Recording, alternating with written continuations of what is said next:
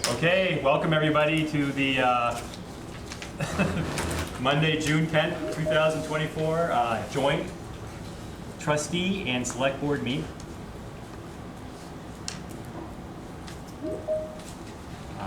Let's pledge allegiance.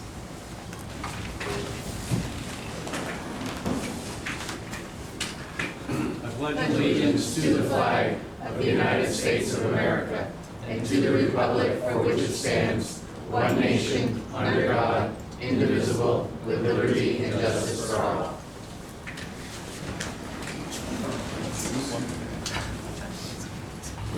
Joel. Yes. You don't put your meeting. Yes. The Town Select Board, I'm calling the meeting to order, the June 10th, 2024 meeting at 7 o'clock. Yeah, agenda review. No, I think AOT has to call their meeting. Okay. You folks have Let's to call do, your meeting to order So for the agenda AOT? review first, and then they'll call the public hearing. Okay, perfect. So 2.5, we've added in agenda review, and anybody have something to add to the agenda? Yes,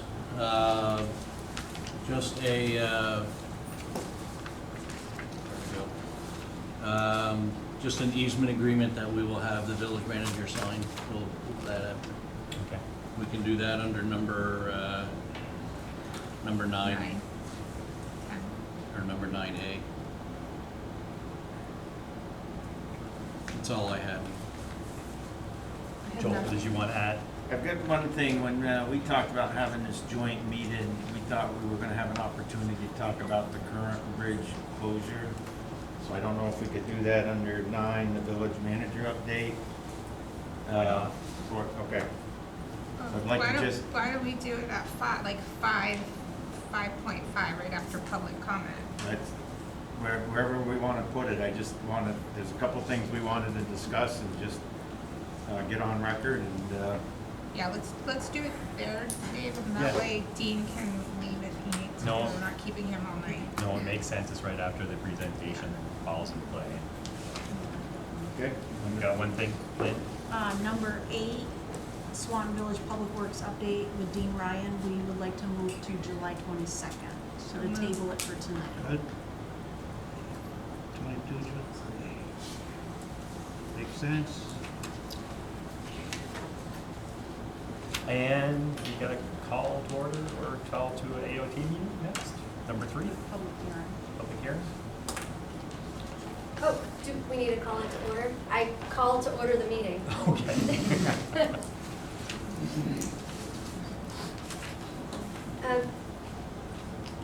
So Diane, were you gonna share a presentation? Yep, I have that written out. So we do have a presentation tonight, so you can follow along, and there's some pictures up there.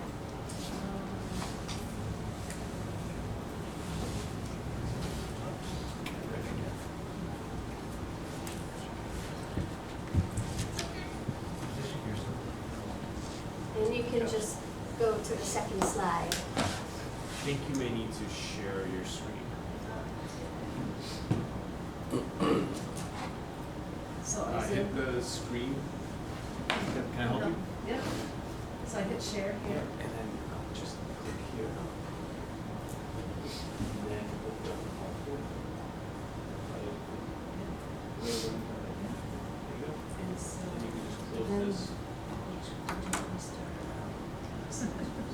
No, you just click here, and then you can do the arrows go to the next.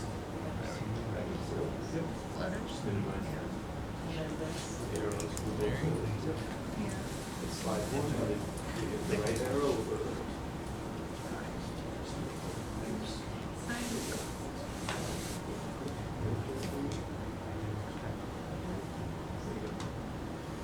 So this is where we're starting? Yep. Want to go to the next? Yes. Thank you. So, welcome. This is the local concerns meeting for Bridge 6 on Vermont 78 over the Missisquoi River in the village of Swanton. Really, we're at a really early stage of the project development process right now.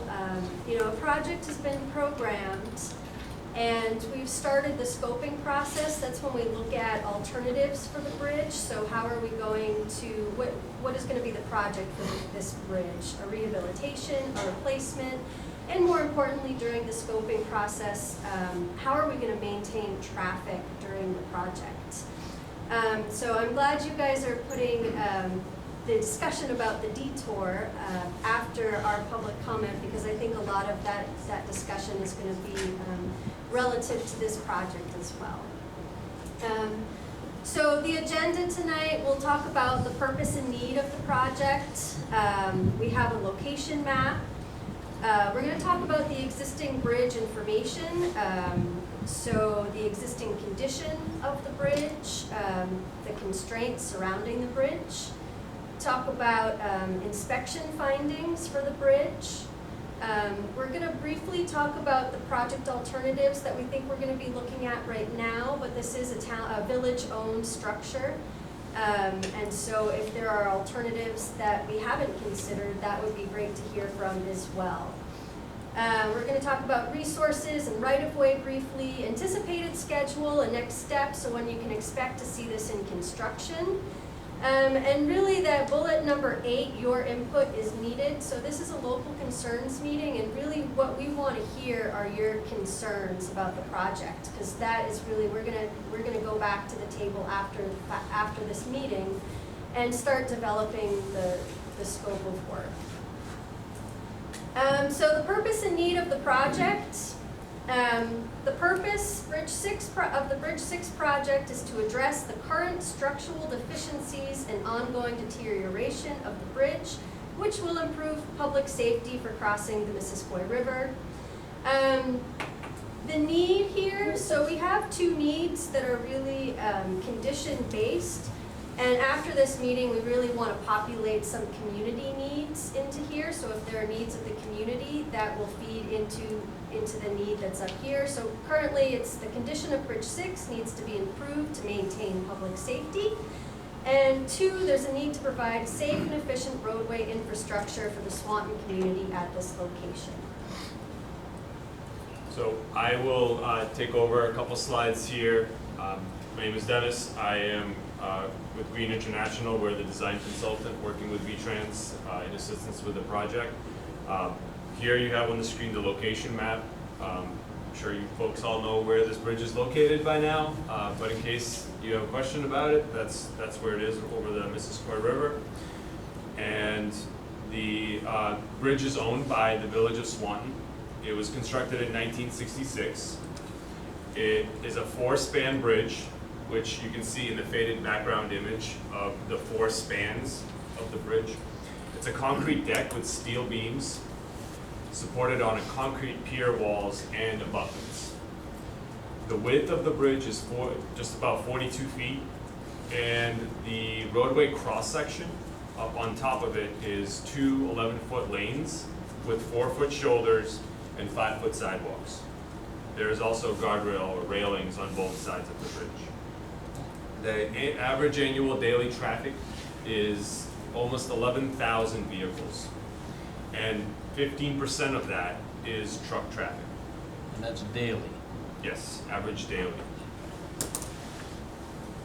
Now the most recent bridge inspection has determined that the deck, the superstructure, the substructure are all rated at a level of 6, which is a rating of satisfactory condition.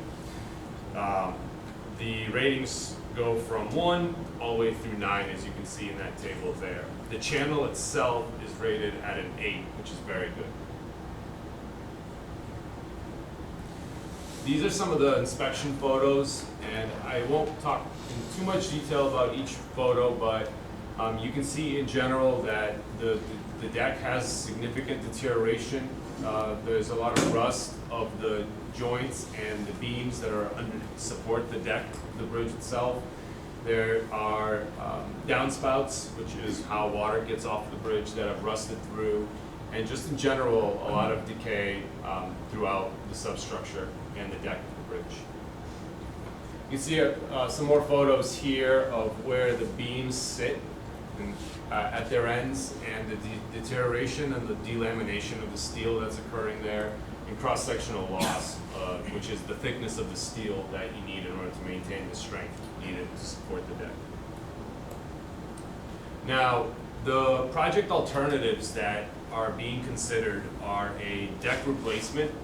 A deck replacement is essentially, you can think of it as only taking care of the very top of the bridge, right? So the new deck is put in, so the old deck is going to be removed, and a new deck that matches that existing elevation is installed over the beams that are there today.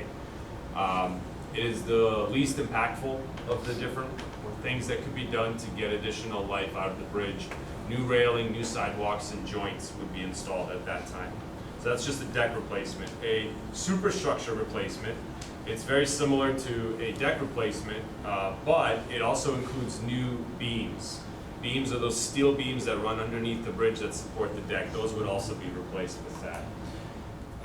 There's also an option of a full bridge replacement, which would replace the bridge entirely, and it would also include replacing the piers that are in the river, and the bridge would be switched over to a two-span bridge. So the larger beams that would be used would be able to support the bridge over a longer distance.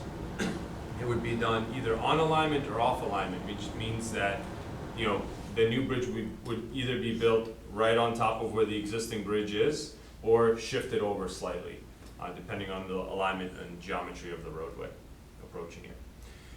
The other things that need to be considered are the maintenance of traffic. So as was mentioned earlier, you know, traffic is obviously a major concern. As you all saw, there are a lot of vehicles that come through here, and so there is a variety of different ways to handle traffic. We could do stage construction, which does a one-lane alternating approach. You may have seen this, you know, throughout the state, where you leave one lane open, and you either use flaggers or a signal, a temporary signal, to allow cars to go through one direction at a time. You could also do a full closure with a detour route, or you could also do a closure with a temporary bridge. So the temporary bridge would be built next to the existing bridge, and traffic would be diverted onto that while the existing bridge is demolished and replaced. The initial local feedback, Swanton community has agreed to consider the implementation of a full closure of the bridge, given that it's typically the most efficient and cost-effective and safest way to approach the rehabilitation and replacement. So there were conversations in the past with the community, and that has been the current discussion so far, is to go in that route. Laura, you want to talk about this? Yeah, so I'm going to talk about this slide.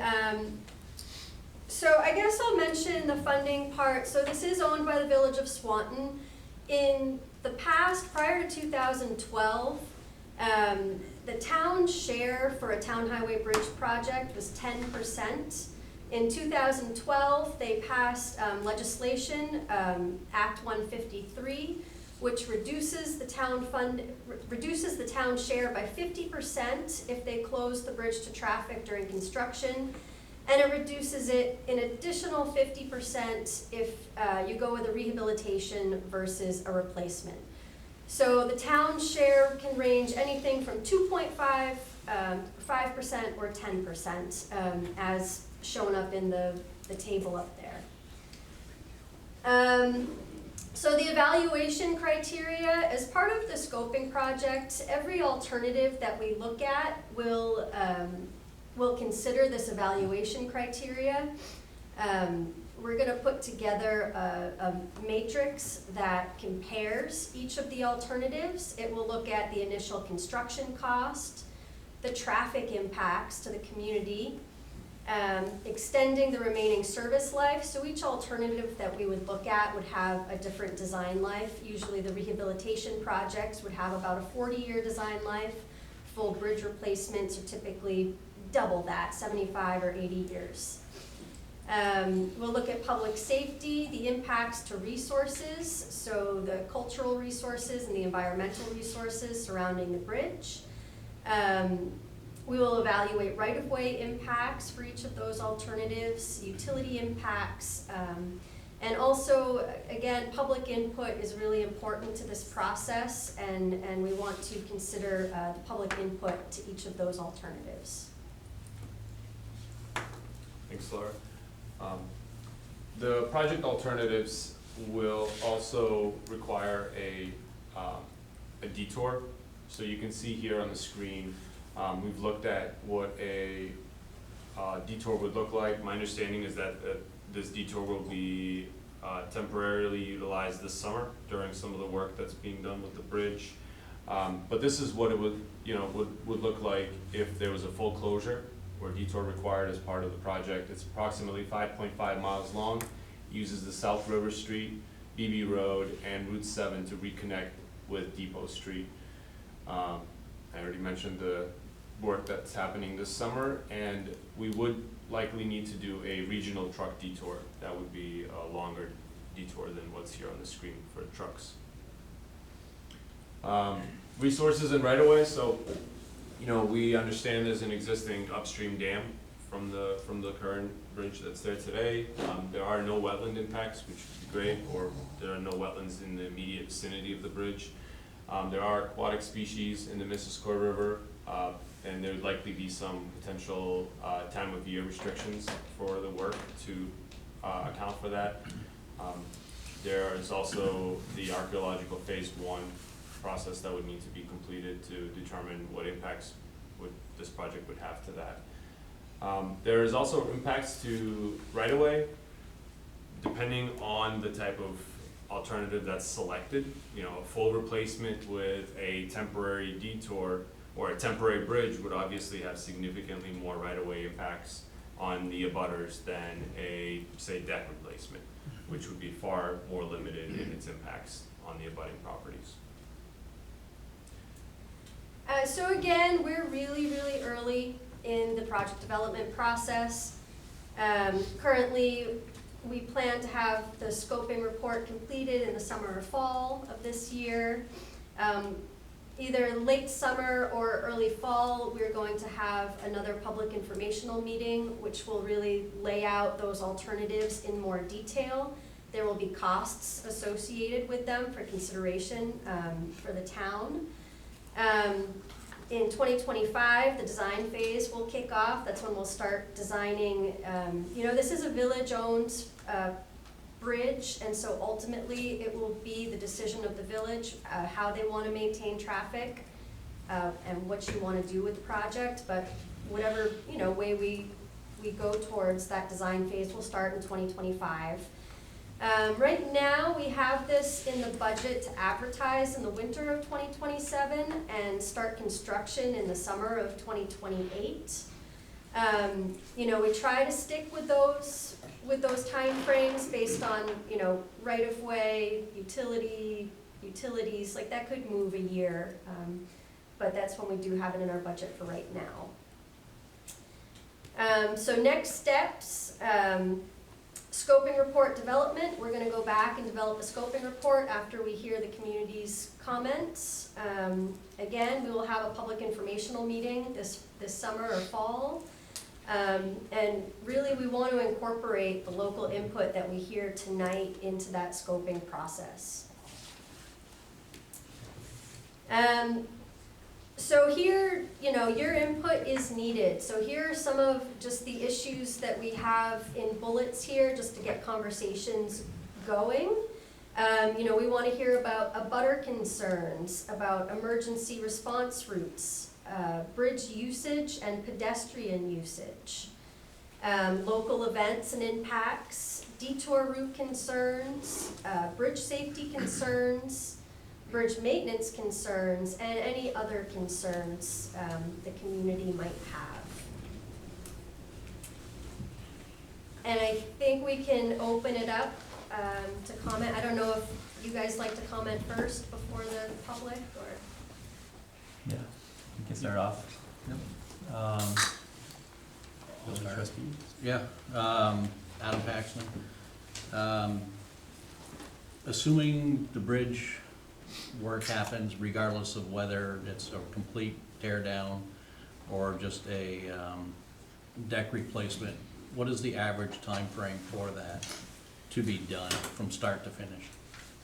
Like the duration in construction, that depends a lot on maintenance of traffic. You know, this is, was 300-foot span bridge. This is a large project. So I don't see this being one that's gonna be done in 2 weeks. Right, no, I was thinking, you know, I mean, would you be looking 18 months, 2 years? It would probably be a 2-year project. You know, especially if we're gonna construct a temporary bridge, then that would likely be done the year before construction, and then it would be a full construction year after that. Phased construction with this length, it's, you know, with 10,000 vehicles a day, phased construction, so that one-way alternating is gonna have significant delays, and that would be an entire construction duration. Right. It would be pretty long. You know, in terms of closures and accelerated bridge construction, I'm sure you've heard of like precast elements and prefabricated bridge elements. You know, again, this is a really large structure, and so I don't see this being like a 28-day closure. You know, that's something as we get into design that we can hone in a little bit better. Maybe this could be a 60-day closure. It might be a 90-day closure. It's kind of hard to determine, to say that right now before we've gotten into the design. Right.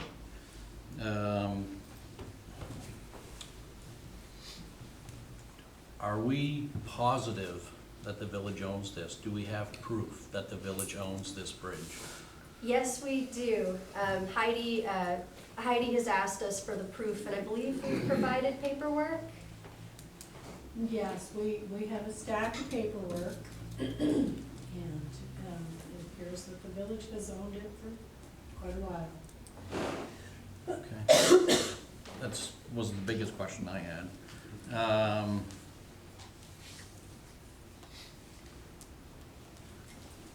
Can I just clarify something, Adam? Yeah. You were saying that this could be a 60 or a 90-day project, the main project? Not the one they're doing this summer, you're talking about the one in 2008, I'm talking about the one in 2008. 20? Yeah, 2028. And just to clarify, that would be, if we did a full closure, it would be 60 to 90 days, but there would be significant amount of construction that would have to happen before then and after that. That would just be the closure period, where it would be fully closed during that time frame. But the construction duration overall would still be multiple construction seasons.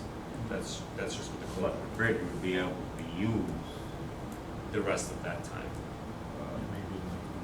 So during that 60 to 90-day closure, you said that you would have a different detour route for truck traffic, and so they would not be heading down the BB road? Yeah, That would be for passenger cars? Right, I trucks, think one of the things that we would need to look at is truck turning movements. Some of these intersections are really tight. To get large trucks to be able to make those left turns or right turns, we would need to check all of those movements, and we would have to find a route that would allow for those trucks to be able to make those swings, the larger trucks that come through the area. And it's likely, again, we haven't fully evaluated that yet, but it's likely that their detour will be significantly longer, because this really only accommodates passenger vehicles or smaller, Smaller. like box trucks, trucks, things right. like that. I know during the shutdown that we're having this summer, that we plan on putting a detour sign at the Four Corners in Alberg, asking trucks to stay on Route 2. I don't know if that's something, Yeah. we'll see how it works, right? We will, and I think that's one of the things that, you know, is gonna be really helpful for us to monitor what happens this summer and what works, what doesn't.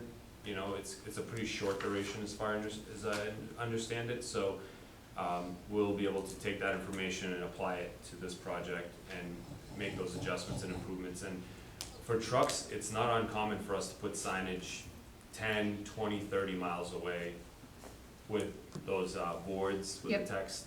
that let the trucks know about the detour that's coming up and the restrictions that they'll face, so that they have plenty of time to anticipate and seek alternate routes. Yeah, we would also have a public outreach consultant on board for a project like this, and so as part of their job would be to get the word out to the the trucking communities long before this closure would happen. Through DMV and a lot of these other agencies, yeah. So there would be a significant amount of outreach. You would have one on Interstate 89 in the northbound lane before the islands too. Yes, we're doing that this summer as well. Yeah. Okay. So, I mean, as far as what you're going to do, we really can't make any decisions on whether the bridge stays completely closed or if we request a temporary bridge until we know what you're gonna do. Fair statement? Yeah, so it's gonna be up to the village to make that decision this fall when we come back. Okay. Couple questions. Have you considered approaching some of the officials in Canada, alerting them that there could be a problem here? Because we have a lot of Canadian trucks that come through. I'm not sure how to do that, except to have somebody contact some highway officials in Canada and at least try to let them know somehow, so they can take, you know, the 89 connection, or they can take the 87 connection. So, I mean, if I were driving from Montreal, I'd take 87 down the Route 90 to get to Boston. That's how I'd go. But they are still gonna do it the old way. I'm pretty sure Bill's been in contact with CBP about, having the officers who, do the trucks, at Champlain and Highgate to let them know that our Yeah. bridge is closed. So, that's something we can easily do. I have point of contacts at both, well, I have point of contact in Highgate of who can easily communicate that with So we should do that this summer. Champlain. Yeah, I think Bill's done that, has he not, Lynn? I haven't heard if he has. I Okay. haven't But, either. it can easily be done. I can, reach out to, port director. And that's like a GPS type warning. No, Is it's that- like when the truck comes through customs, the Yeah. guy at the booth goes, hey, by the way, Just tells them. Tells them, yeah. the bridge in Swanton's closed, don't go that way. Yeah, and we would likely have signage as far back as like East Alberg in that Yeah. area, so Yeah. that they know, you know, far enough away that they still have an alternative option. Mhm. Meaning they Yeah. don't have to stop and turn around and go back, you know, that would be part of it.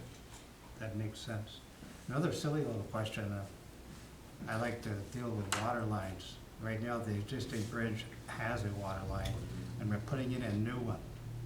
Now, since I've been here, I wanted a second line across, and we finally got it approved last fall, and we're gonna start working on drilling underneath the river pretty soon. And would you consider keeping a water line across the new bridge? Is the existing water line active? Yes, sir? And the new one will be drilled underneath the river? Correct, just Yeah, I mean, it's downstream, something that we would, downstream a couple we would hundred yards, I'd evaluate. say. depending on, you know, the considerations from the community, it may be a non-participating cost, meaning it would be incorporated in the project, but the village would potentially need to participate in the cost of that water line installation on the bridge, but that's It something would that. be, But that is something you would obviously consider. yeah, so relocation of the existing and an upgrade of the existing water line would be a participating cost. Okay, can you explain that further to the public? What's a participating? A participating cost means if you have a 2.5% cost, you would pay 2.5% of that relocation. I got you. Now, I'm of the opinion that it's nice to have at least one water line, but it's really, really nice to have two if you have one that breaks. Yep. And that's a problem, because our water comes from the other side of the river from here, and it's pumped out through the pipes into our reservoir. But if you lose it, the only hope you've got is a 5-inch or as big a fire hose as you can get, and that doesn't provide water like a 12-inch line does. Yeah, so as part of the project, so we wouldn't put in like a new water line where a water line doesn't exist, but that existing water Yeah. line there, I forget what the standard is, the fire standard, if it's 12 inches, if it's 8 inches, 12 inches. Yeah, But what that standard is we would upgrade that existing water line to that minimum standard as part of the project. I would ask that you consider it for sure. Yeah. There was a gentleman in the back, he may have a related question. Yeah, I just wanted to make a note that there's also a gas line on that bridge that is the only feed for that side of the river. That It's was not my next question. Yeah, that was next on the list. Okay. So that's, in my opinion, bigger, as much a concern. Yeah, that's important too, really. A lot of people depend on that service. And do you know if that's the only connection across the river? I believe it I is. believe there's only the gas and water. Yeah, so. Vermont Gas owns it. That we would typically do is, you know, if it had to be maintained and active, it would be part of the design process. We would have to evaluate if there's a way to maintain, you know, keeping it active, or Yeah. if a temporary bypass has to be installed. Yeah, so there's another hurdle for you. Sorry if that maybe makes your job harder, I don't know, but. Yeah, Vermont Gas would be the one you'd wanna have conversations with. Yeah, we would do the coordination with all the utility companies as part of this process. I'm not aware of any other thing. Okay. Well, are you done, Dave? I can be for now. No, not you, I thought you said you were done, but I didn't know if Dave was. Do you have any questions? Me? No, we were just gonna talk about the gas line and that was next, and people were talking about it, but if you have something you wanna add Yeah, to I it. think several board members maybe. Yeah, So looking at the presentation, when you said Swanton community was okay with the bridge closure, what was the Swanton community that was asked? Because we fully understand it's a village bridge, and they're the ones who are gonna have, you know, the burden of the cost and everything. But there is a much larger Swanton community that is very concerned about this bridge getting closed. Well, and again, I think part of it is we don't know what the scope is gonna be. No, I know, but You it's know. already saying that that's an easy option, and it's not. I mean. No, it's not. The, No, so I got a few Yeah. questions, and you asked right off the bat the timeline, so depending on what the option is, but when I see pictures of this deterioration of the steel underneath, I don't know how you're not gonna change that structure as part of this project. I mean, I know there's an option that maybe you don't have to, but when you look and you see that, but, one lane traffic, we experienced that once this year when they washed the bridge. That is not gonna work during peak times. It's a lot of traffic. It is not like what happened down in North Hero, Grand Isle, that one lane traffic worked pretty good on the bridge there. From a town standpoint, that's just not gonna be acceptable. One thing, when you talked about concerns and different things, I didn't see anything about merchants. There are merchants on both sides of this bridge. If it's closed for any length of time, when I hear 1 year, sounds to me like 1 year would be the max closure, because if you're putting in a temporary bridge, that would be built while you're using the existing, I would assume. Yep. So let's just say a 1 year closure is just, there is a huge impact to merchants on both sides of the bridge, village and town. That needs to be looked at in part of the discussion of if that's gonna happen. So it would never be a whole year closure of rerouting all around. So if we did a temporary bridge that was constructed right next to it, it would virtually be the same. So the time to put in a temporary bridge. Temporary bridge would be constructed while traffic was maintained. You would Yes. just have a day of switching the traffic onto the temporary bridge, and so traffic would be maintained through the project area. And I got just a couple more, Steve.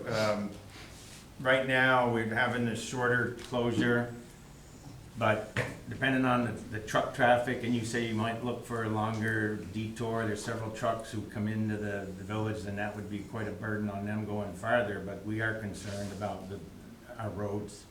They are not made for this heavy truck traffic they're gonna see, so we certainly wanna make sure that's part of it, and I know that it's something to take a look at. Even the longer detour, the roads they're gonna be put on are not made to handle a lot of truck traffic. They go down Route 2, that's one thing, but if you're trying to just route them down farther within Swanton, it could be an impact there. We would only route the trucks on the state-owned routes. And then I heard a good suggestion about the border crossing, but some of that would be getting notices deeper into Canada Yeah, so that they stay on the major highway and come down through Highgate, and whether or not Highgate's staffed for the increased truck traffic. Thank you. Yeah. That's all I have. Thank you very much. And we realize the need to fix that bridge, so we're gonna do everything we can do to help support the village. Steve? Yeah, I had just a couple of questions. Could you define the community? Was it a meeting of 500 people or 20 or 30 people that made this decision go in this direction? Yeah, so I have not done any community outreach. This is our community outreach right Okay. now. This is kind of the start of that outreach. You know, I think that slide was worded, the community will consider a full bridge replacement, and I think that was just with talks with the town that said, hey, we're doing a closure this summer. Which is why we believed that the community would consider a closure. It's just Okay, because so it's being you done. haven't had a large community outflow of support. When you said that earlier, I thought, well, that must be a significant number of people that said we're willing to go with a total closure or something. So that's still something you're working on. It It is. has not been decided. No. Thank you. The other thing, when we're talking about a bridge, is that a temporary bridge, is that a 2-lane or 1 lane? For this amount of traffic, it would have to be 2-lane. 2 lanes, okay. Yeah. And the other thing, I know you do this all over the state, and I'm concerned about the financial impact on our merchants on both sides of the river and maybe miles on both sides of Swanton. Are there any financial support packages, to your knowledge, that the state has that we might cultivate to make available to our merchants, whether it would be paying their rent during this period, or the utilities, or something? Because this could really cripple the village, or the town, I shouldn't just say the village. So if you could seek, maybe through Montpelier, some information of financial support we may be able to make available to our merchants. Yeah, so unfortunately, we don't have anything like that. If we were to be doing bridge construction in such a way that we physically would have to close a business, you know, where we're in front of their entryway and we cannot physically provide access, we would provide business compensation, but in this situation, no, we don't have anything like that in place. So could we inquire on our own, just with the state, to see if there's anything available with that? Yeah. Violate any of what you do? I think the best place to start would maybe be your representatives.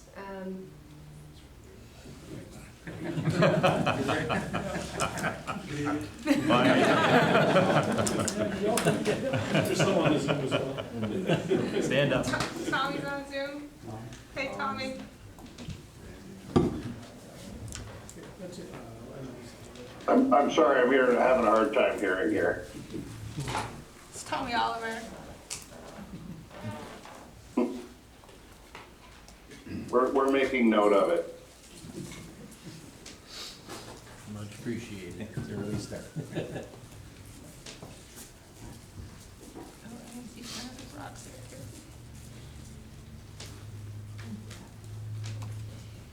Any other You questions? guys have for you? more questions? Would the village like to give that bridge to the state?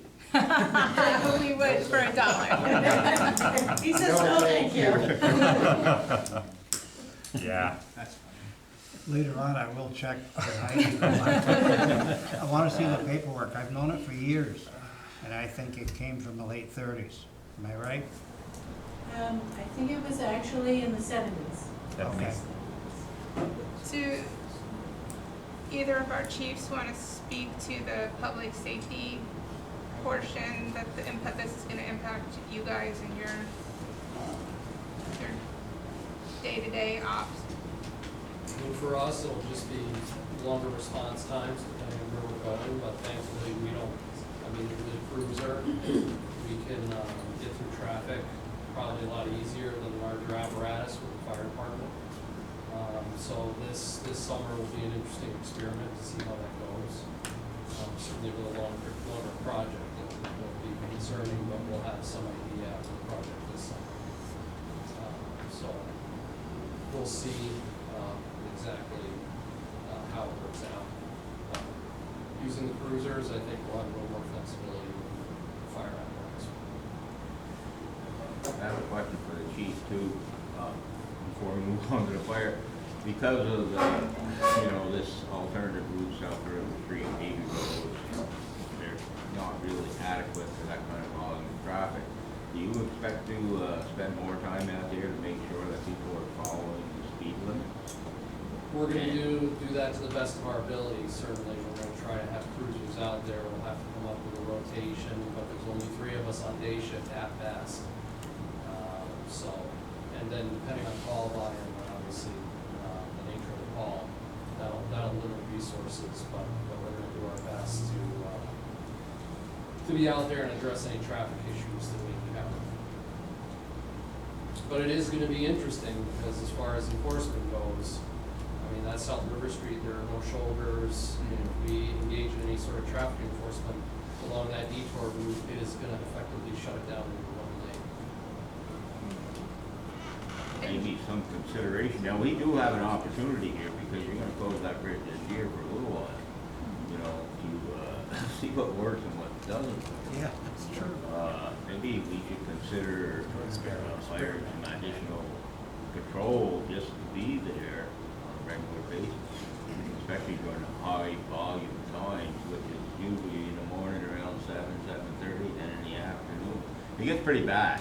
Although, I will say truck traffic seems pretty consistent all times. Yeah, that's part of what I think we wanted to talk about under. Yeah, under that. 5.5. Dan? For those of you who don't know me, Dan Schwei, Swanton Fire Chief. After having looked at the detour myself and Assistant Chief Troy Campbell went and talked to Albert Fire, they've agreed the entire bridge closure, even if it extends beyond those dates. They are 100% going to cover West Swanton all the way up to Swanton Lumber. So essentially, West Swanton's going to have 2 departments responding in that area. It is going to be difficult for us to get around the detour due to the size of our trucks. That road's going to be tight. If there's excess traffic on it, we're going to have to go slower and navigate that carefully. But again, what's going to happen is both departments are going to get towed, us and Albert. First one there takes the call, and the second one assists. So 2 departments covering West Swanton for the entire duration. Good news. They were happy to help out. Fantastic, Dan. Good news. I have one other. Have you guys considered how you're gonna turn them tractor trailers off from Grand Avenue into First Street with the alternative route? Yeah, I think, what we typically do is once we determine once we determine a passenger vehicle route, that's pretty straightforward. It's not very difficult to navigate the passenger vehicle, but for truck traffic, we'll actually run turning movement templates at those intersections to check whether a truck can make the movement, and if it can't, we would have to go further out. So we would verify that movement before we would sign it for a detour for a truck. We wouldn't just sign it without actually running it and verifying it first.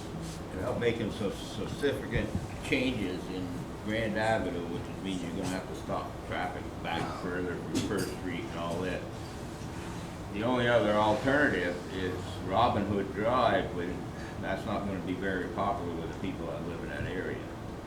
And at a minimum, Robin Hood Drive gets considered a crosswalk, a proper crosswalk needs to be put in there with the flashing signs between, where they go down the development across Robin Hood, because there is a lot of pedestrian traffic through that area.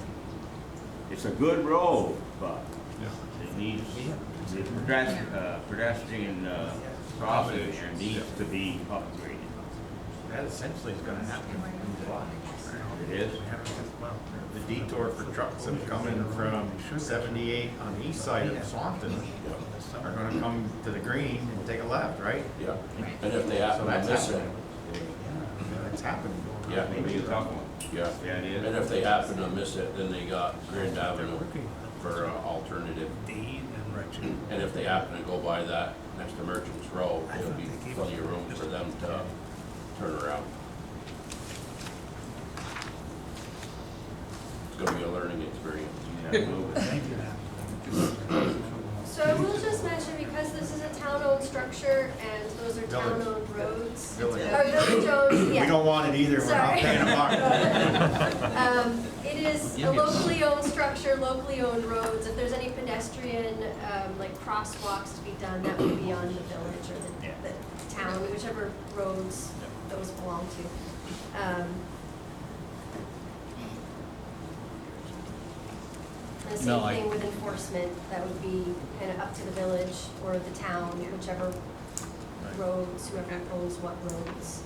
So I think at this point, we need you to go back, do the design, come back to us in the fall with pricing, this, that, and the other.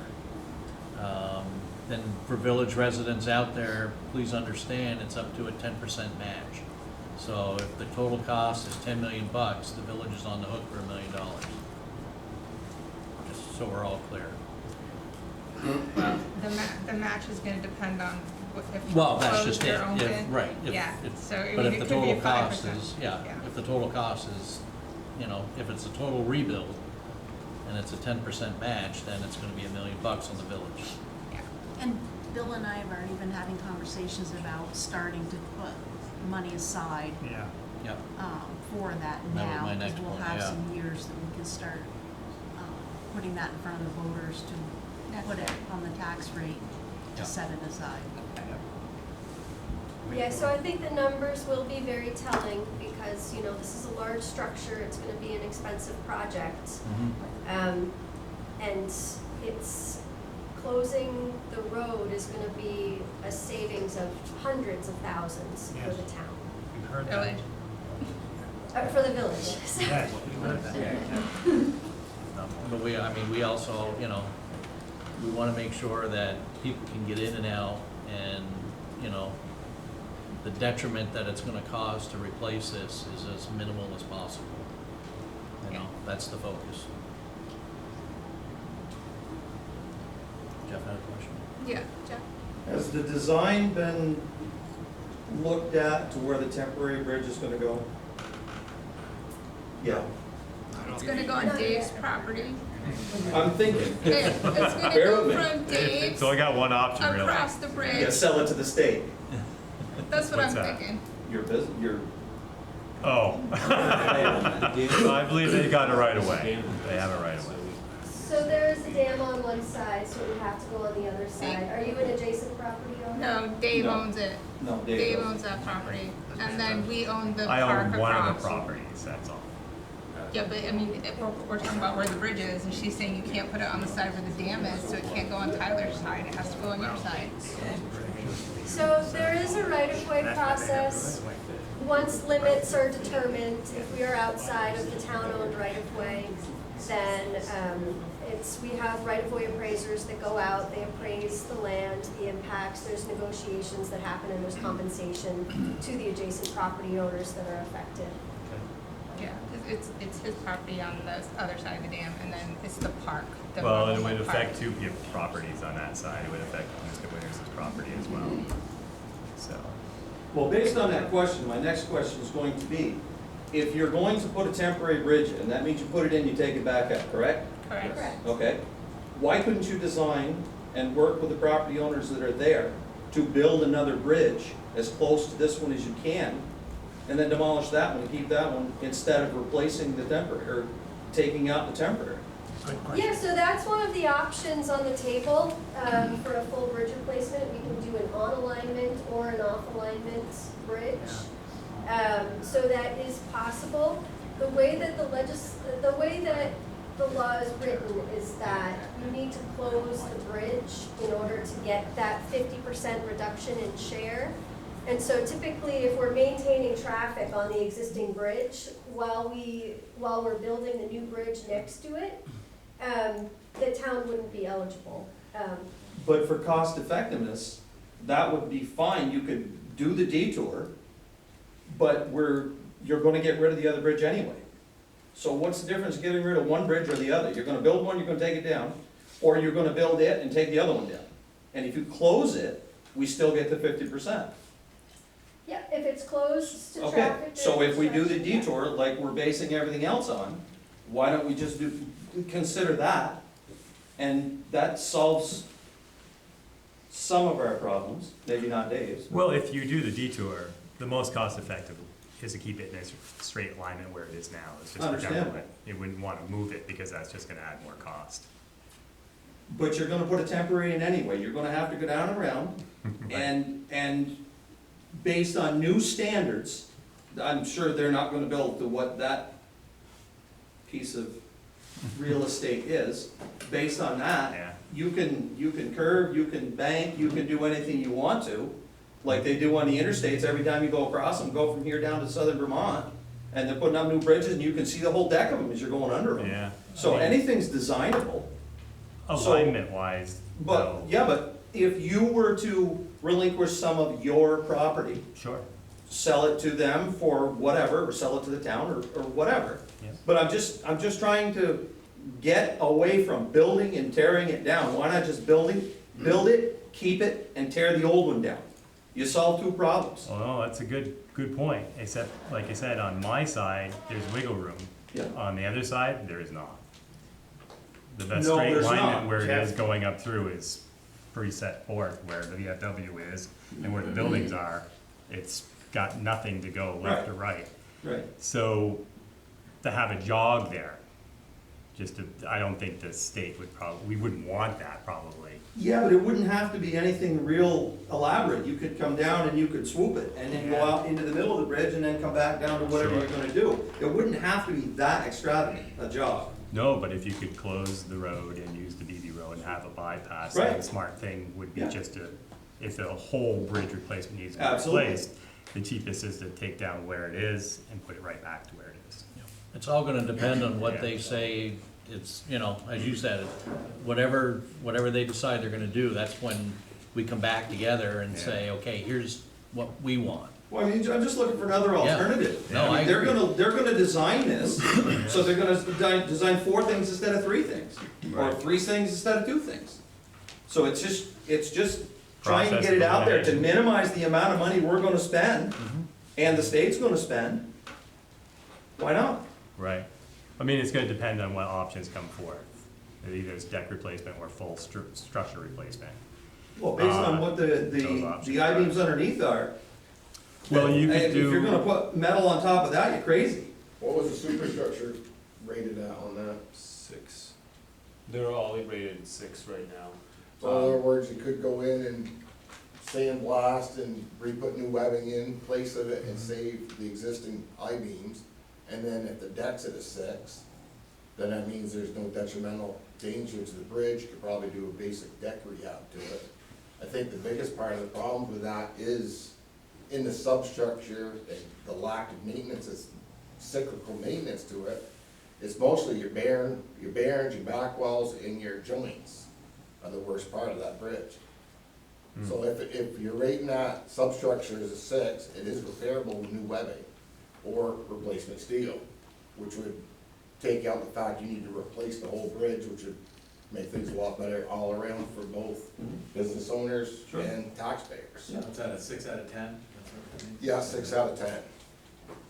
Yeah, I think the only real downside to that is the overall lifespan, right? So you're paying for the how much additional life you're adding to Right, exactly. to the bridge. Exactly, but you could go in and add another 30 years to that by doing substructure work and proper maintenance, and you don't have a problem, and you can look down the road farther, give you more time to design a better design as far as intersections go. He works for the state of and Vermont overall Bridge Maintenance. He's the head of bridge maintenance in Upper Vermont, so. so the biggest rot is where the expansion joints are, because it's where the seepage is down through on both sides. Right. Superstructure in the middle is kind of okay-ish. Oh, the bearing part, look at the pictures without pulling up the inspection on it and reading it myself. Last time that I knew, the bearings were seized because they haven't been cleaned and greased properly, lack of cyclical maintenance, nothing on Dean, Is I find that throughout the state on a lot of municipalities, they do not have an idea on cyclical maintenance and how to maintain bridges, which is all a matter of planning. Yes. Right, yeah, I think I've had this conversation. So- You're Dan, right? No. Jody. No, Jody, okay. So, it sounds like there are basically three parts. That could, if you have to replace the piers, that's a big deal. Like I said, this is a pre-scoping to figure it Steel out. I mean, and there's then a a lot, deck. we're not Not talking, quite it's as gonna not invasive. happen tomorrow. I mean, we got Yeah. the pre-scoping, which we're doing here, then we're gonna have to come up with road design, detour design, bridge design, which you guys all want. You want water going across it, gas going across it, that's all gonna be sidewalks, that's all gonna be put into the scope of the work. You come out with the design to design the bridge, and then you're looking at 5-year, last time I knew, worked a 5-year minimum from the original plans to the design being done to starting the job. That's the last bridges we were took in, Richmond bridges, stuff like that, we're talking that, 5 years. 5 years.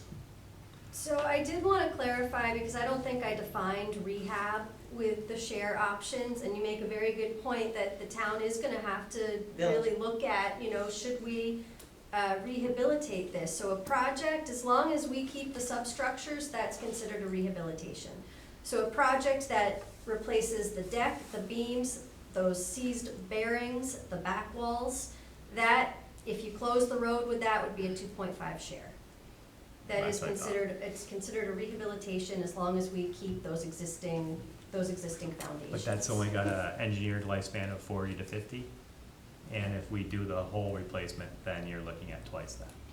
80 to 75 100 or years, 80 something. years, yeah. If properly maintained. If properly maintained. The other thing you're also gonna look at, if you are gonna do a rehab on that can be switched down to having 1-lane traffic on the bridge while it's being done, most generally, like you guys all saw over at Mother's Bridge in North Hero. That type of system, they can do it one lane at a time too. There's another thing which would alleviate a lot of the problems with the people that own businesses in town. Well, yes and no. I think what we've found is the 1 lane, it's backed up with 2. And 1 lane is really significantly goes all the way back on 78, I think all the way back to the But you Ford can also, like I dealership. said, you can limit your temporary detours too by doing that also. So they can do that and they can do it a week at a time or however they need to do it. The detour, the other thing about the detour is last time I knew, unless something's changed in the past 10 years, Beebe Road is technically an alternative truck route to bypass the village of Swanton. Is that changed since then? It's always been called the truck route. Historically, it's been a truck route, but when it was designated a truck route back then, they didn't have trucks like they have today. So, you know, yeah, technically you're right, it's designated a truck. So it does have a heavier classification, kind of? If you see what happened to that road a few years ago. Oh, I know. And it has Yeah. not been rebuilt, it's just been resurfaced. That's right. And when we get done these 4 weeks Yeah. coming up, you're probably gonna see those same dips show up again. But in theory, if we used it and abused it, it'd probably still be cheaper to resurface it once we're done than probably doing the temporary bridge scenario, right? Have you tried a project for any state or federal funds? It's more than just dollars though. Again, you take a look at what happens if something plugs up South River. Now look at the detour time you're gonna get. Oh, I know. Yes, you know, Yeah. and then the traffic's gonna get backed up enough, you're not gonna get to the intersection by the bridge.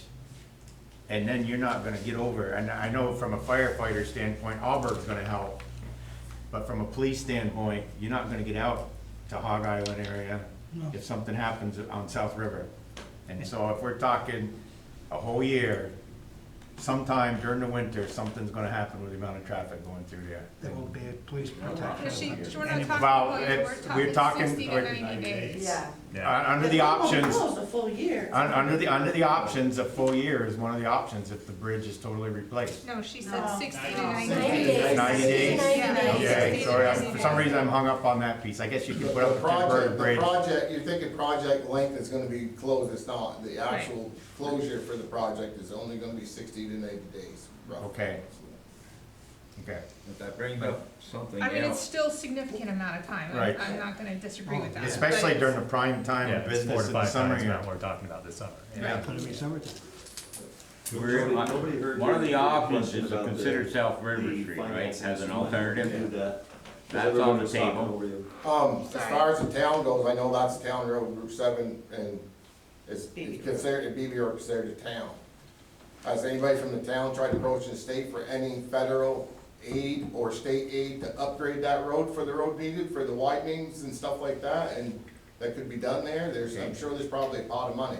I do wanna throw this out here, because there has been some bank issues on South River Street. And that really needs to be checked out closer if we're gonna send all that kind of traffic down there. We had to do some work on that, maybe 10 or 15 years ago. Yeah, you did. That beginning section there. Yeah. Yeah. So that needs to be addressed as part of, your study, or your scoping study. And based on Okay. that, if it started to fall out again, would the state give us money to repair it after the fact? Gonna jump Because that back, road we is have- very narrow, it's been expanded width a number of times, and like you said, the bank has gone down into the river. So if you get these triaxle chip trucks that come over from New York, 30, 40 at a time, it's really gonna impact that road. It's gonna drop into the river again.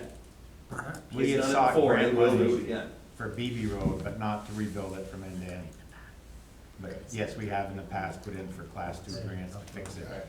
There was a study in it, we might have it in the office about the clay and stuff, and some of the issues with South River Street that you might be interested in from a structural standpoint. I would contact our town administrator. Yeah, Brian's right there, see if we can find that report, the amount of clay that's underneath there and some of the concerns we had. Okay, a few more questions from the audience. Ross? Yeah, you guys are talking about the road itself on South River Street and the traffic. My concern as someone that drives that road multiple times a day along the BB Road, there's days I go 20 times down that road. South River is much, much narrower, especially at the S curves, that I know of at least one fatality at those S curves in the last 30 or 40 years. They're flipping tractor trailers on 78 a couple times a year easily. Someone's gonna end up in that trailer's front yard or not make that S curve at all. That would be my biggest concern, because if a truck flips in that S curve, either onto Ladou's front lawn or the other side, that pole's gone, there's infrastructure there, and that road's blocked, essentially. I mean, 78 has a room, if a truck goes off, they have the room to get cars around, but at that S curve, you're never gonna get around anything. So that's my biggest concern, not only this project, but for this summer. Someone's gonna be in that front yard, 100%. There's no doubt in my mind, there's not gonna be an 18-wheeler laying on the side there. That's my biggest I'm concern. gonna assume they've got slower speed limits for construction If, posted. When does that white sign mean a thing, David? I know. Seriously, when's the last time you went out that road? 40, 50 miles an hour is the normal out there. Yeah. Morgan? Oh, every night, I travel it every night, Yeah. and like I said, yeah, like you said, 40, 50. Oh, yeah. It's close to 30, but yeah, I don't see anybody even hit the brakes until you get just about to the stop sign. Yeah. they're gonna hit the brakes at the bridge, or the railroad tracks on BB though. Yeah, that's. No, That would be the upside. Not even there, That thing down. not even there, trust me, I see it fly over the lot. There's one over here. Gentlemen, right, I'd say your name. Kyle Brenner from Northwest Regional Planning. Like many areas in our region, we're not thinking about, especially from a detour perspective, just the communities of Swanton.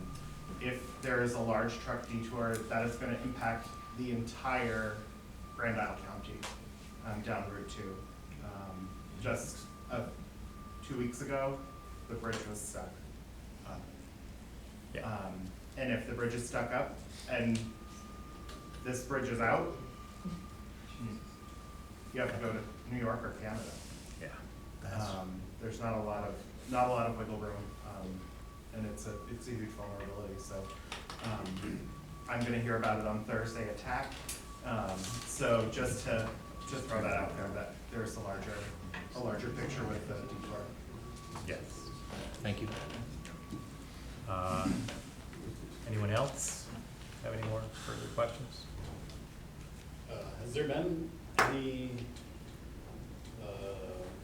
design or look into fixing the tracks on BB Road before this summer's project? I believe the number was 11,000 vehicles a day, 15% trucks, and they're chip trucks that don't have any other option than to go that route with a bad paved job that we did a few years ago on that. I can answer that. It is the railroad's responsibility. I've made numerous calls to the railroad, including to the general manager, and they have not been returned. They've been warned of what's gonna be happening, but They're not scared of our town, I don't think. If you look at 78 in Alberg, that crossing's been bad for Right. 10, Yeah. 15 years. That's right. They're not gonna, we just need to bite the but bullet and fix it ourselves. we can't fix it ourselves because they'll haul us into court. We don't, you know, it's their thing, and unfortunately, we can fix it, but they'll have a big problem with it. We'll end up in trouble. My only point would be that that crossing didn't get bad until it was paved, so in my opinion, if I as a builder did something similar to someone's house, it was not bad until we repaved BB Road. In my opinion, we did that. Yeah. And the contractor either A, was not spec'd properly or was not completed properly to mill that back far enough to make that crossing the way it should be, as opposed to just top coating it and letting the railroad, realizing after the fact is my opinion. I think it's an after the fact. I think you'll find that the railroad went in and milled. The middle, it was worse than it is now. Yeah, even when we I'm saying that blacked the out railroad went in road. and milled it since it was paved. Yeah. You can see where they milled it. They did. Yeah, And, they I also drive that road at least 4 times a day, and as soon as we laid the blacktop, it was bad. Is They it need- worse now since they milled it? Yes. Yeah, they need to take it down and construct it properly. But why didn't we do that when we did the road the first time? You'd have to find out who was in charge of it at that time. I wouldn't even know what to do. Ask for the experts. Would, and the last question, end of BB Road, would V-Trans, is it at all even possible to put a 3-way stop or electronic signals at the end of BB Road, either for your project or this summer's project? Because there are times you can sit at the end of BB Road for minutes waiting to take a left turn to head to the village, depending on the traffic flow. And I think that'd be definitely, if you're gonna do detour, you're gonna need to have to put some signals there, definitely. is that planned for this summer as well? Dean? They have a 3-way stop that we got planned there. Perfect. We will have message boards. We have talked with the state, numerous guys with them, and it's gonna be pretty well signed. I'm sure you must have seen the stakes already that I've been putting out. I saw the dig safes, but it, it just says DS Swan Village. Yeah, I'm sure we yeah, saw I still gotta finish dig safing them and start getting them in place. And we got 9 message boards that is getting delivered, and we're gonna put them out ahead of time, so that we're there. And we've been trying to reach out and get the word out to everybody. It is gonna be a learning experience, I agree with you. And this project and the others, I know the village does the best they can with their manpower, and I know it's difficult.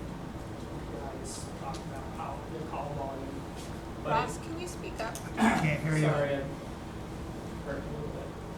Normally I'm very loud. It's the fan here too when it comes on. We can't hear you. And I know the village is very busy, and I just want to say it may make sense to look at some outside contracting. If the village can't provide us the coverage we need in town to it covers some of these areas for speeders because they are so busy.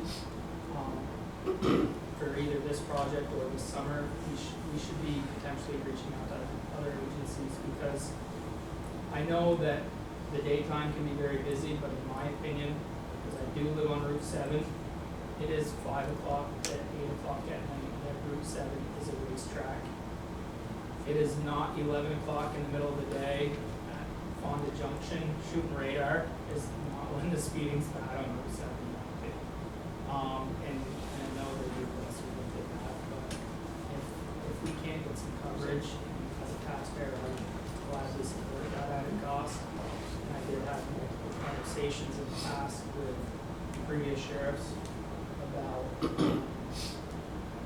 how we can find a way to control that better, because the state police are they only go down Route 7 if they're doing 90 with the lights on, is what it comes down to. If they're heading somewhere, that's the only time you see them. So, I know Bill and Chief Sullivan have had many conversations, and, you know, with Bill with his background and Chief with his background, they're gonna do the very best that they can for the community. You know, I have all the faith in the world in these two to make sure it happens, you know? I mean, that's So- an accurate statement, though, the speeding is an issue. It is, I mean, yes. there's multiple data set off Route 7. Right. and there were Right. some No, I'm not denying that. some very concerning speeds that we Yeah. were able to pick up. And that is accurate, it's steady from commute time in the morning right through the early evening hours is the worst through that commuting hours. So that's spot on. Yeah. But yes, I mean, it's something that I've been telling the evening shift that get out there early immediately as they come on, engage in that traffic. Or hopefully be able to leverage more resources also to cover us highway safety needs. But the problem is participation there too, because then we rely on other agencies to actually come up and engage. Thank you, Chief. Good. How's everybody?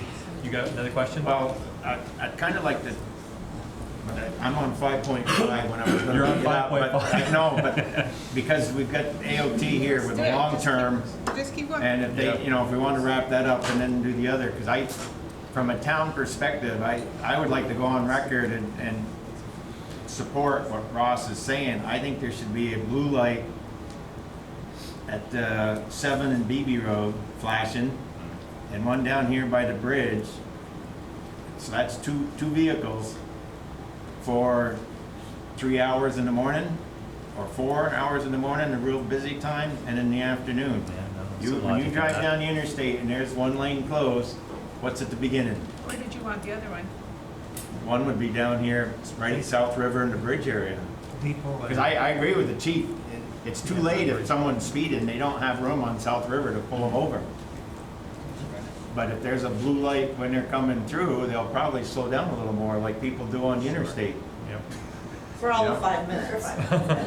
Well, then there's Once gonna be that one. 5 minutes gone, you're gone up for. Get around the corner and away they go. I understand, we can't put one everywhere, but I just want to go on record from the town. We discussed it at the town. I know there's a cost to it. We could do some quick math of what 4 weeks of that would cost, but, you know, during the week, there's some serious traffic. I know it's 11,000 cars over the course of 24 hours, but there's a period where it's much higher on each end and whether we went to other agencies, because you see where it could be You'd have to bid it in. Excuse me? You could bid in the traffic control part of that with the detours cost Yeah. as a line item budget. Yeah, If and you they've wanna do that. already, and again, I fully support the village. I'm just trying to get the town's perspective out there. They've taken on the traffic control piece. And it's For part of a this- cost saving for all good reasons, you know, but as part of that, to me, that should be something, and I'm officially just saying, and I think the other board members support me, that So yeah, that should be we've considered. taken on the traffic control piece for this Right, summer. that's what I was But- talking about. Okay, we haven't taken on the traffic control piece for 2028, and we could put that in as a line item, which Dean would probably appreciate. But as far as the traffic goes for this summer, Is that a possibility, chief? And also, aren't you putting speed carts out on the detour? I was looking for the word, I knew it in my head. Yeah, so we're pulling a data set right now off the South River, because the speed trail is out there, so we'll see what that looks like. The data set that we got last summer, really, I mean, there are obviously always concerning speeds in these data sets that we pulled, but thankfully it wasn't that bad. The majority of vehicles on South River last year, necessarily this year, we'll see what that data set shows. But it's very helpful for us because it shows times of day, but it is consistently those commuting hours, I think, with all the data sets that we pull. And then you get those anomaly, really high speeds that are very concerning periodically. So it is an issue, but we are gonna, I mean, this summer will be an experiment to see how it goes. We are planning on coming up with a plan to have blue lights out there. It'll be a learning experience this summer, and then we'll see, we'll learn from that, and then we'll have to incorporate that in the longer project. I just want to say, when I read, and I was blown away when I read the Palm Shore data that was posted in the last couple of days on Facebook, 102 miles an hour on the Palm Shore. As someone who teaches close to 100 high school students a day, they know that those numbers are being tracked and put on Facebook and blowing out people, kind of blowing people's mind. There will be kids in our community trying to see, hey, that 102, that was me, and that, you know what I mean? They're gonna rack those numbers up. There are kids in our community. Me personally, I read that and was like, holy crap, that's crazy. But there's a flip side to that coin, is the point I wanted to make. And then the other point you mentioned at the bridge, my personal opinion is we're gonna have a cruiser parked somewhere. It should be parked at the railroad station and the walking path, because there is going to be some major foot traffic there. And then that is also right before the bottleneck. It's gonna be very, very busy. So if even this summer, there's a possibility of having someone sit somewhere, my personal opinion, it should be at the walking path, which is gonna slow people down for my mother-in-law who's gonna be walking my kids across that bridge daily, and among others, so that would be my personal. Right where the walking path is, we're putting in a couple extra signs, and we're also putting flashing lights on those signs. You are gonna put flashing lights there? Yeah, Good. they're sitting in That's my, one of the they're things sitting in that we my got office to right now. Yep, all right, fine. The other place that I might suggest putting flashing lights would be coming into them S-curves both ways, just for people that are not familiar with this area. You put a couple of flashing lights, it seems to be very effective. I find it effective when I'm on a road. It says a danger ahead or slow down, whatever. You take notice of it. That really should be done too. Get somebody to mark a cop on GPS every once in a while. Joel? Yeah, I just want to finish up what I was requesting of the village. Yes, okay, so I got. Because we'll get to you, Jeff. Because I'm using a GPS to go around detour. Mark a cop on it, because my GPS tells me when there's a cop. Yeah. Mark a bunch of cops along there, they're gonna slow down. So I Yeah. have 2 sets of blue lights. 2 sets of blue lights, maybe 3 or 4 hours. Now, in the morning, if you have three possible cars, you said you got 3 people on staff, and I'm sure one's you. So you'd take one of those assets, and then you'd have to hire the other. And then in the afternoon, the town has a police officer that we pay for. Right. That could be one of the 2 in the afternoon. So you're talking about 8 hours a day of additional staffing. And now I don't know how easy it is to get the staffing or whether you can hire the sheriff's office. But if we wait until this starts, it's going to be too late. So what I'm asking, and again, this is just from the town, and you may say we're not going to do it, we're just going to see how it goes, and I understand that. I want it to be a formal ask for that additional support. And I'm not saying that the car always stays right at the bridge or at the depot. That's up to the police chief to handle. Moving around, So we hear your ask, Yeah. and we are we not willing to fulfill this ask? I know there's a How do you funding feel? cost to it, Do but you feel, how are you feeling? It depends on how much So money it's gonna if cost, we chief, gotta figure it out. if chief can do this at least, so you already have your one that you're gonna have on during your evening rush hour traffic, you have your one guy, you're asking for an additional guy from us. Yes, to and, go there. and what I wanna make sure is clear, the chief controls He does, absolutely. the And- I staff. guess the only thing that you should factor into this conversation is that there are 2 officers on in the evening, right? Yes. So it works It leaves nobody both for ways calls. for the town and the village, depending on the nature of the call. Both of those officers may be tied up. They might be. Because it's not, again, so whether that call's in the town, the village officer is in the town with the town officer, or whether that call's in the village, the town officer is backing up the village officer. So my ask to you. So it depends again on the nature of the calls for service that the officers are doing at Exactly. any given time. As far as our capacity goes to provide those. Chiefs, my ask to you would be, if you could have the highway safety funding, if you have the ability to have a way to support them using that and maybe a part-time officer that you have. We do, it's been a challenge getting guys to cover shifts. So, and certainly in the past, when we have done governor's highway safety details, at least in my short time here, it has been a challenge getting crews. We've mustered sometimes 3 of my guys, but rarely have we had somebody from another agency show up for those governor highway safety details. There are issues with law enforcement capacity in general in the state right now. So it is a challenge. Is that something you could look into for us? Yes, we can certainly post details and try to get, but again, it's on a volunteer basis. Absolutely. There's no ordering officers to Absolutely. participate in those governor highway safety details, because those are traditionally outside their regular hours. Right. Jeff? Why can't we go back to basics? As long as it's not wintertime, why couldn't you put in specific speed bumps? Like before the crossing at the museum, just before the S curves. Everybody's gotta slow down for those. People don't want their suspension of what they have for cars going up through the back end. It'd be great for me. I gotta tell you that right now. But the way the bottom of these cars are, you look at them, they're gonna fall apart to begin with. So people are gonna slow down for specific speed bumps, and it's gonna take them one day to figure out where they are.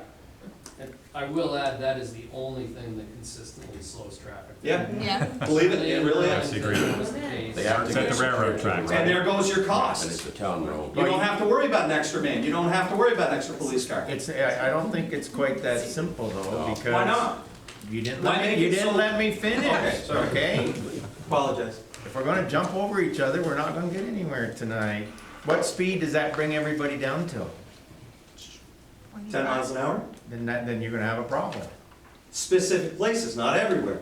You're gonna back traffic up at 10 miles an hour. Somewhat you are, you're right. Yeah, so it's not, you'd have to spend a little time figuring that one out, how bad you're gonna back the traffic up. Agreed, but you're gonna do it that way, you're gonna do it with Matt, when he can't get the people to do it that way. Well, You're gonna have to do a balance somewhere, Joel. Even if you put 3 of them. what we didn't discuss is, can we hire outside? Understandable, but you're talking costs.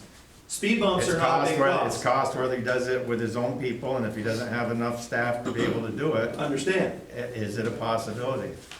but speed bumps are minimal cost. is what I'm not a saying. fan of slowing the traffic down to 10 miles an hour. Joel, are you asking us to cover the additional cost, or is that, Yes. yes, okay. And again, you may say no, but it's an impact because of the closure of the bridge. Put a couple dummy cars. So I think the only thing with hiring additional is, again, if we were able to just grab a couple part-time people and throw them on for 4 hours in the morning and 4 hours in the afternoon, I don't know if that is a possibility or an issue, but then to go to the sheriff's department or another outside agency and say, hey, can you come and sign a contract to have them come when we have our own police agency, I kind of feel like that's a slap in the face to Matt. So I feel like I want to put this in Matt's, not to put it in your lap, chief, but I do want to put this on you and say, what do you think, as you're our head law enforcement guy? Tell us what you think is going to be the best solution. I don't need it tonight. What the best solution is going to be and how we can best do this. I think would be the best. Yeah, I mean, I can give you a quick answer to that, is I don't feel like it's any affront to our agency to say contract with the sheriff's department. I mean, a lot of times that's the majority of the work that sheriff's departments do, especially in the summertime, is blue lights on these construction scenes, so they are sitting there. Certainly in Burlington was my experience, Chittenden County Sheriff's did a lot of work in Burlington itself, when Burlington Police Department didn't have the capacity for providing traffic at those scenes. So, and it really depended on the contractor also, because there was a price difference between those contracts between the sheriff's department and, for example, the Burlington Police Officers Association. So, I don't think that would be an issue for us, certainly. You know, I don't know what the capacity of the Franklin County Sheriff's Office is, or maybe the Chittenden County Sheriff's Office would entertain a contract of that nature. But it's certainly an idea that should be entertained. Yes, Dean? Question for you, Matt. I know there's times that we've had water breaks right on the main drags. And we didn't have anybody to watch them. And we did have a car there before, just to have the blue light. That did help us. If we couldn't find the people, and if we did put 2 blue lights in a spot, could the public work guys go through and check on them every now and then? Would that be a possibility? Definitely a blue light would definitely work and slow them down. They can't see inside of them. I'm sure it's a possibility. I like that idea. I don't think we would have an issue, you know, stopping, checking on them. You know, we are gonna be out patrolling. You know, we're not cops, but we're gonna be checking out the signs, we're gonna be checking out the traffic. That's our job, is to try to keep things flowing, so we don't have any bottlenecks going on.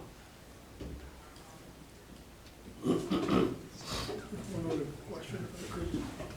I think we've given a lot of attention to the trucks and big tractor trailers and those damn chip trucks that come through here all the time, but we also need to give some consideration for the school buses. You try to put a school bus down on South River Street with a big truck, somebody's gonna lose a mirror, it'll probably be the school bus, like we used to watch over on the Elbert Bridge over the years. They go through now. What's that? The school buses go through now. I know that, but when you get the big trucks on South River Street, that's a whole different story. So we may want to loop Mr. Bengosh from the transportation, the school transportation, just so he'll have a heads up on this. So during the summer, there was no school. There was no school. So, and we don't have a date yet for 2028, but I'm assuming it will be summer. Summer. Yeah. So, Yeah, it would happen between April 15th and the end of October okay. is our construction. So if it happens April, May, June, we'd have to, yeah. If not, then it's not. Okay. That would be a consideration for the new bridge. For the new one, yeah. Yeah. I just want to say, as a business owner, one thing I've done is today I started telling my truck drivers, this is going to be happening. So we're planning within our business to try to work around it. FedEx, I've told, UPS, all of my drivers. Just something other business owners should probably think about. It's a month out, but my drivers were all like, what? How are we gonna? I'm like, you're gonna have to read the detour signs. I don't know where you're going. Some of you are box trucks, some of you are tractor trailer trucks that 50 feet long. They have a hard enough time getting into Rosie's as it is. So I'm pretty sure it's gonna be a little bit of a problem for us.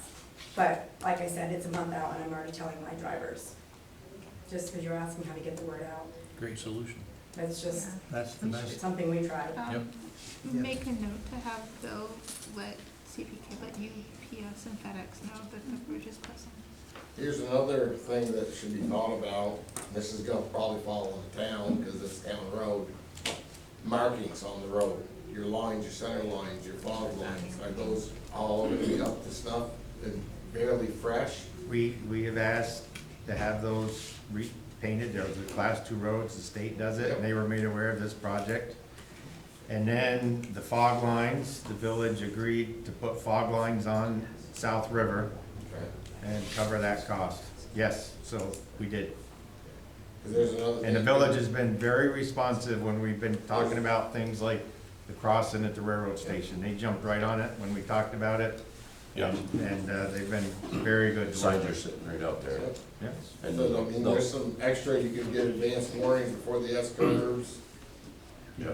You went with the state, right? You went around, you had to have a plan approved. Yeah, I went with the state, I talked to 4 or 5 people. Then he had all the, where all the signs are going and what the signs are gonna say and. Just thinking ahead, I mean, like I said, if you get with Jay or one of them, they can, I reached out with a bunch of your guys, we went for a ride, we yeah, like I discussed said, it, they talked a can little put bit. advance warning before the S curves or whatever, slow the speed down, whatever. Yeah, There's some other thoughts there, is trying to slow them down a little bit, advance warning. yeah, I think the lights are good. I don't see that being an issue to put some lights in that S curve. I don't see that being an issue at all.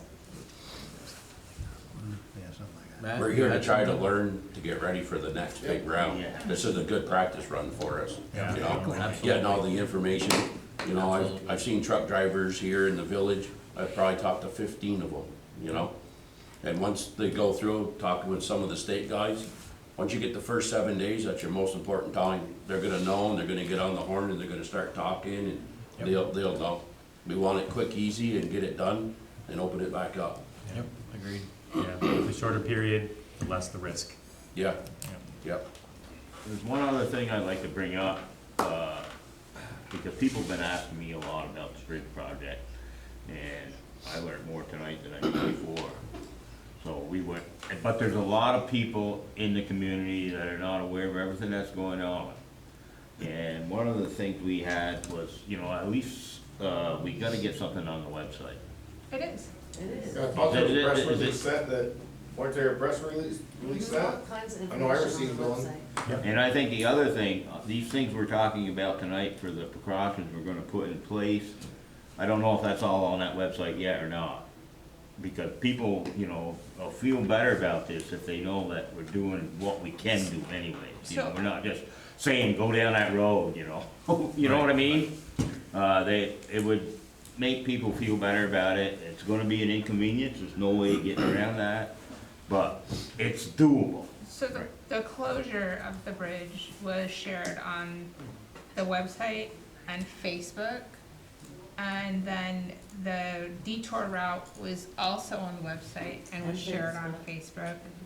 And it's on the village news page on the website, it's also on the village projects page on the website. Yeah, it's been in the messenger as well. I was gonna say, and I think Josh Elbrook did a article We did an on article in it. the paper.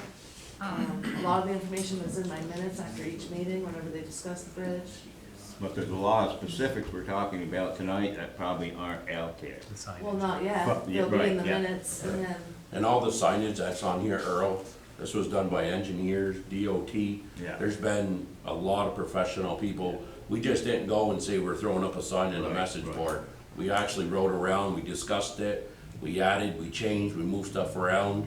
You know, we're trying to cover a lot of bases. I know, and these are the things people need to know Yeah, because there's it's almost, gonna make them more there's comfortable. almost 100 signs out there and 9, 11 message boards altogether. And the signs will be up prior to the actual. Yes, I'm going through, actually, I gotta finish doing my dig safes. The signs are in, I'm starting to put them together. And, you're gonna start seeing signs with, black plastic bags. And I think when it gets closer, I think the state's gonna cover theirs, and, we'll go from there. Matt? Yeah, thank you. I apologize if I misunderstood the agenda part. We're obviously done with the long-term bridge project. Seems to be. We're talking about the Way done. detour report, and perhaps because you're headed right in the direction of what I was expecting to hear more of, or hoping to hear more of, is a little bit of a preview of what is the detour look like. Does the starting with the stop sign come out next to where the bridge is going to be, and the traffic will be a continuous flow headed down River Road? You were headed in the So direction you of got- all the signs, and I think what the people out in Swanton want to hear is, where are these message boards going to be? What's the flow in your mind look like? Okay. What happens to the traffic on So Route there's 7 gonna be a and BD? message So board kind of over- walk it, to some degree, I think people are looking for, walk me around the circle of how this is Yep. gonna work. So if you're coming from Alberg heading into the village, there's gonna be a message board next to the store. That's tore down. You're gonna have one there. Once you start coming in, you're gonna get into another message board just on top of the hill before Maple City. Message boards are big, you know? We have to move them. Sometimes I had to move signs because of views, you know, gas stuff. You're gonna see a couple more signs. It's gonna tell you where to go. There's gonna be bridge closed. It's gonna be, concrete barriers. You're not gonna be able to miss it. There's gonna be a detour sign heading down towards South River. When you're heading down towards South River next to the museum, there's gonna be, The traffic won't stop anymore. it's gonna keep going. And when Yeah. I turn to go to McQuam, how about those people that are coming down to try to get into there? So when you're That on mean- Lake Street, you've got signs, you've got a message board down there. You're gonna be able to see. When you start heading down towards the museum where the path is, there's gonna be lights on the signs, extra signs for them.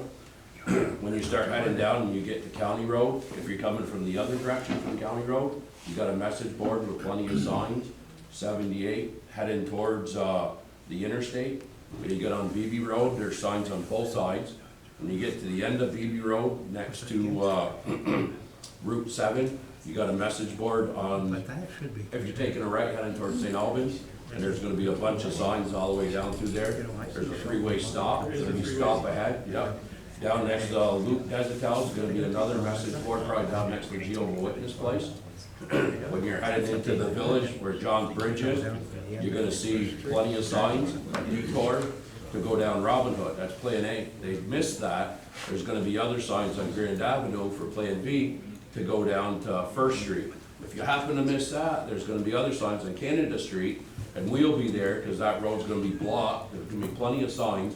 You'll be able to back up with a tractor trailer truck, we'll move some of the delineators out, they'll be gone, just in case, if they have to turn.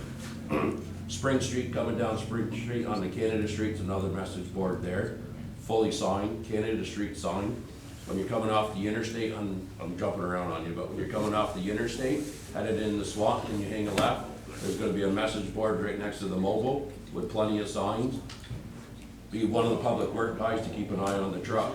If they happen to blow by that and they don't make it on Robin Hood, when you get to the end of First Street, you're gonna have another message board with more signs. And there'll be another public works guy there for a little while, and we'll get them detoured, so that's a rough idea. 11, that's all. Yeah. Yeah, and again, this wasn't anything we've thought, we've talked, we've listened to people, we've worked with DOT, we've worked with engineers, and, it's a lot of work. At County Road, is that gonna be a three-way stop or no? No, that's gonna be normal. Normal? Yeah. And so the intersection by the bridge now will be continuous flow, they're gonna remove the stop signs? No, that bridge is gonna be blocked off. No, but so the traffic going straight through from Albert to South River will be continuous, they're gonna take the stop signs out, or they'll still have to stop? That's up to the state, they're gonna have to cover up their signs, I can't touch a state sign. Okay. My sign has to be I think close what to he's the, asking is, are you gonna put another, basically move the three-way stop from where it is now to Four Corners to make it easier access to come off McQuam Shore? No, not McQuam, right at the No, grain Pool and mill. Grain. Pool and Yeah, Grain, four-way stop. that probably won't be a stop. It'll just be continuous It'll be traffic. continuous going through there. Okay, Yeah. that's my question. And that's a good spot for, and if there is a blue light there, there's still gonna be a public works guy there. So we're trying to cover all the areas that we think that we're gonna have issues with, you know? We're not putting up the signs and the lights and leaving. We're there till it's done. But Lake Street, what are you gonna do with Lake Street? You're just gonna go through, but it's hard enough to get off there half the time now. What are you gonna do when you got, cars backed up onto the tracks, for example? I mean, there's 2 or 3 cars now there's gonna be 6 or 8 cars coming down there. We're gonna But if the traffic continues straight through, Right. without that stop sign at Pool and Grain. Right, we gotta keep an eye on it for the train tracks, so there's gonna be one of us there to monitor it. So if a train does come through, they're not gonna get hit. Dean, we need to close this portion so we can let them go and then you can continue. Okay. Well, we're happy to stick around and hear the, You don't have to, but let's close It's up to this you. portion of the meeting. As long as you're having fun. Yeah, we were gonna try to do a pause here to make sure you guys had all the time that you needed. Did you complete everything that you needed to complete? yes, Okay. yeah. Well, you're welcome to hang out. It is for more really discussion. great to hear this conversation. You're about welcome the to stay, but Detroit let's, Yeah. close the, Let's close the AOT, yeah. part of the public meeting. So then that way we can just note that the public hearing ended at 8:35 and stick around if you like. And, to be courteous to you folks. Yeah, if you And want to jet. Want to Go jet, you ahead. can. If you want to stay, please stay. Alright, Dean, sorry. Yeah, so we will be monitoring that. We, again, we will have message boards and signs. You'll see the white stakes with the white ribbons on them. That's gonna be, and I already got permission for the message boards down through there. So all these areas that you're talking about, we're taking consideration for them, and we're gonna be scattered all over. I Yeah, I just even wanted to add that the traffic plans and the signage is posted on the website. You can examine it in detail. How are you gonna get to Foundry Street if you're gonna have barriers? You can, it's gonna be a one-way to go to Foundry Street. You'll be able to get on there. They're gonna be in charge of their own traffic on the bridge. They who? Tetro, Dirt that's Tech. working on it. Excuse me, Dirt Tech, sorry about that. Dirt Tech will be, if they got a truck coming in and out, they're gonna be responsible for that. I will have signage, you're not gonna miss it. I will have signage, so it will be blocked off, barricades, it'll glow. 3 or 4 miles. It's serious, it will glow. That's what they said about Route 108 up through the notch too. You know where you're going. Yeah. Hey, the word you got something to do with that. I really should have put another S on that chicane bus. Joel, just so I wanna make sure that we've heard what you're asking us to do. You're asking us to consider the 2 police cars and the rest of this list that you've made, has it been addressed? Yes. Okay. Yes, you, like I said, working with you folks has been great, and then we have sent a letter out. Have the letters gone out for South River Street? Yes. Yeah. We wanted to send a letter to all the residents, because somebody would come and say, we didn't hear. So we sent a letter to all the property owners on those 2 roads to let them know, and told them to contact the village, because we didn't know for sure the date, but that the information was either on the website or to contact the village, because people just need to be aware, there will be lots of traffic. Lynn, is Dirt Tech still 99.9% of a 9 July start? I haven't heard any different. Have you guys? I haven't heard anything either. Yeah, we're still still looking July 99.9? Still looking at July 8th. That's what we put in our letter, that we thought it was gonna be July 8th, but that we didn't control the schedule. Yep. Very nice, Dean, thank you. Thanks, Dave. Thank you, Dean. Any other questions about the, Comment? or comments? Or- And there's still another village meeting on the 24th. If anybody has any additional questions or concerns about the bridge closure next month. And you can call the office. Yes, and you can call the office. Anything you want. And we have everything up on the website. Yes. So,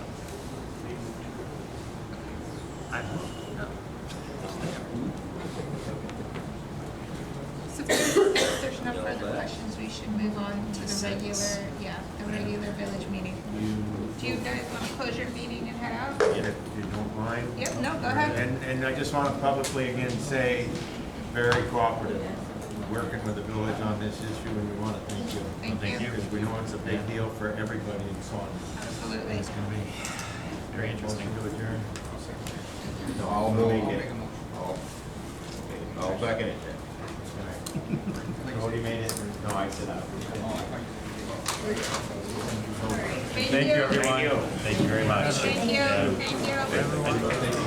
They're coming back here on the 24th. No, I don't think so. We're not gonna see them again until the fall, right? The fall? We see you guys again in the fall? Yeah. September. Thank you. Thank you very much. By then we'll have more information on how our experiment went. Well, one of them. Pretty flexible. He is. I think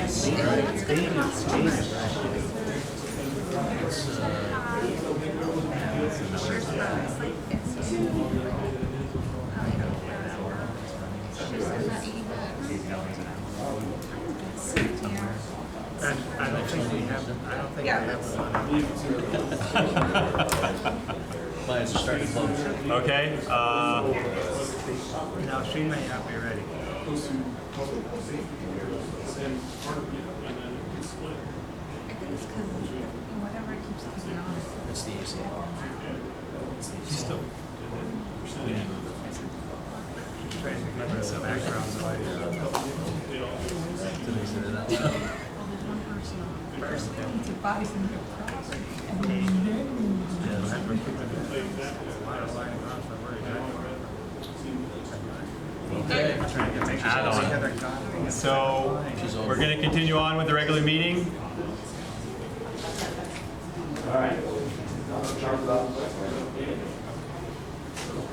Good night. Good night, Earl. Thank you. Take care. Okay, number 6, approve and accept the minutes for Monday, May 28th, 2024. I'll make the motion. Hey, I'll second it. We've had it first and second. Yes, sir. Any discussion? No, sir. All right. Good job, Diane. Thank you. A lot of stuff in there. Good to see you. Meeting's approved. I'll say aye. Aye. Any nays? Motion carries. All right, number 7. Move we approve the warrants. A second. I think there's 4 of them. There's a lot. More of them? I think so. We have discussion. Any discussion? Just had, Lynn, just a couple of questions. You may have answered them for me already, but I just, maybe. Crap.